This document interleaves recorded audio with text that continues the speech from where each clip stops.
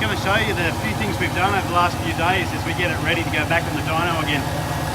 You can see we've got a much better size air filter here. The old one was about half the size, if you remember, and it was on here. It's because at the time that's what we worked out we could fit. And it's amazing when you stand back and you have a bit more of a think about what you can come up with. So we've got that in there now, so it's breathing a lot better. See, we've got a new fuel pressure regulator.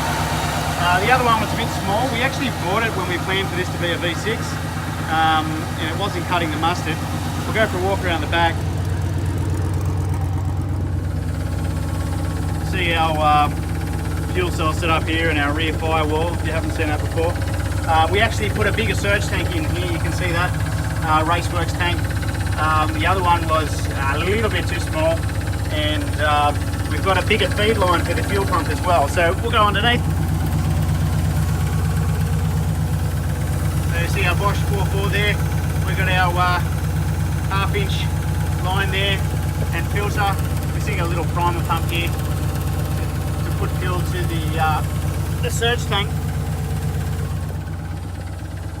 So with all those things, hopefully we'll be right for this afternoon. You can see our sign writing on here.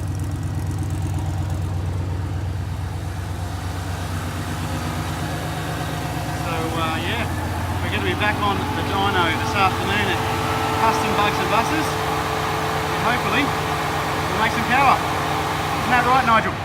That's it. I just heard our first fan cut in right there. That was exciting. The dad jokes have started.